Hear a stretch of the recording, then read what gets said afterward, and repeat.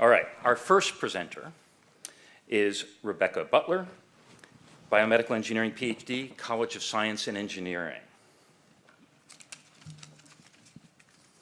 And when you're ready, just advance things. Okay. Sounds good.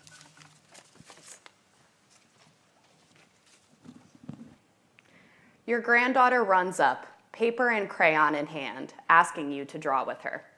You hesitate, frustrated, knowing that as soon as you start reaching for that crayon, you won't be able to get your hands to stop shaking enough to grab it, let alone draw anything on a page. You have a condition called essential tremor, which, like Parkinson's disease, has an intense shaking that keeps getting worse, even after multiple medications.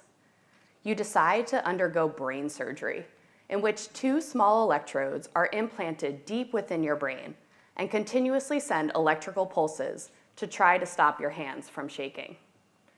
Many visits later, your neurologist finally finds a setting that doesn't cause you to slur your speech or fall over, and it works. While before you were struggling to get pen to paper, you easily can draw circles and spirals with your granddaughter again. But years later, those same settings don't seem to work quite as well anymore.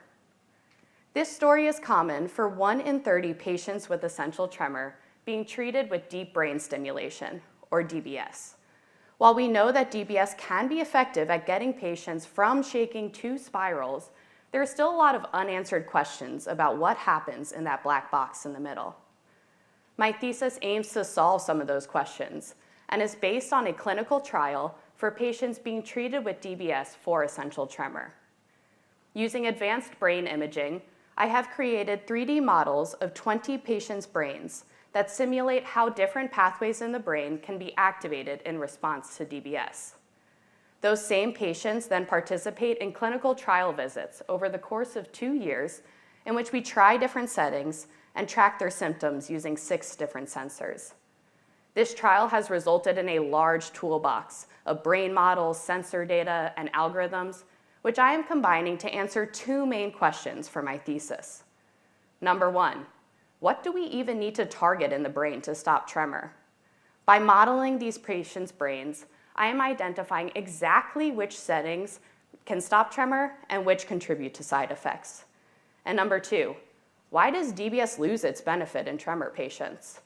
By tracking that data over 2 years, we have identified 3 main reasons for failure: poor implant location, disease progression, or tolerance to stimulation, and now I'm figuring out which one is most likely.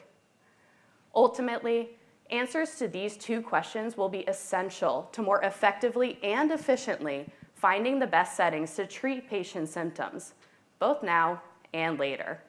Then, the next time your granddaughter asks you to draw with her, you'll know you can confidently reach for that crayon tremor-free.